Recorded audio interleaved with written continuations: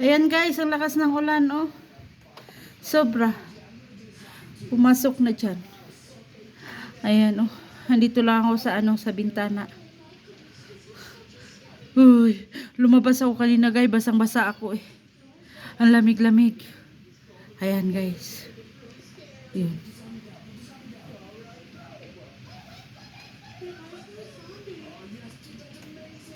Lakas ng ulan, ang lakas ng ulan.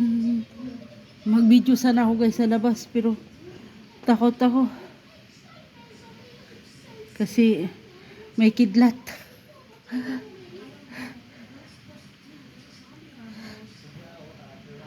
Ayan. Oh, siguro ano na 10 minutes na kanina pero umuulan.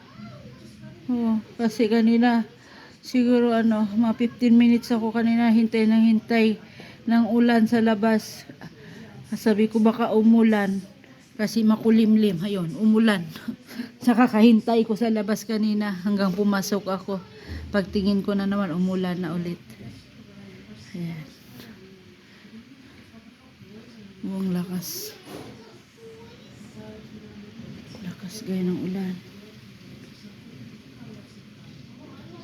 Yung kapitbahay namin. Saan yan galing? Nagpark. Park niya yung sasakyan nila.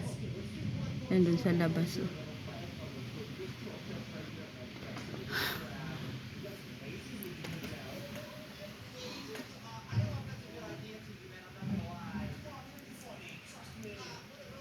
Wait lang.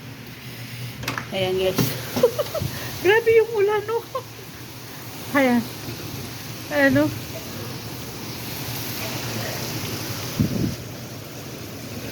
Ayan. Oh. Oh, grabe yung ulan, guys. Sobra. Ayan. Pumasok nga dito, oh. Pumasok, oh. Lakas-lakas, guys.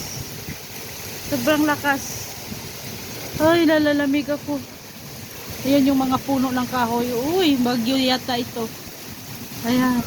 Ay, yung mga kapitbahay natin.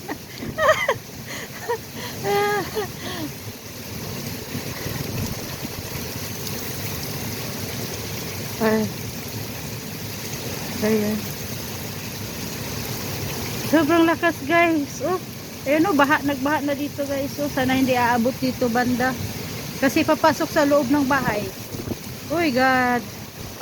Oh, bagyo yan. Oh, bagyo guys. Grabe, oh. Ayan guys. Oh, ang mga puno guys. Kakatakot. Ala, nasa duty si ate. Ingat sa biyahe. Katakot. Malayo pa naman guys. Kasi 45 minutes siya guys. Magbiyahe. Ayan, yung kapitbahay namin, oh. Woo!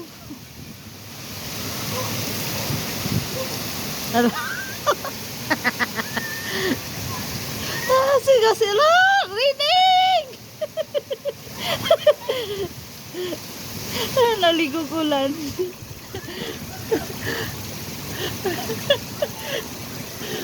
Naligo din sila. Naligo ako din ako.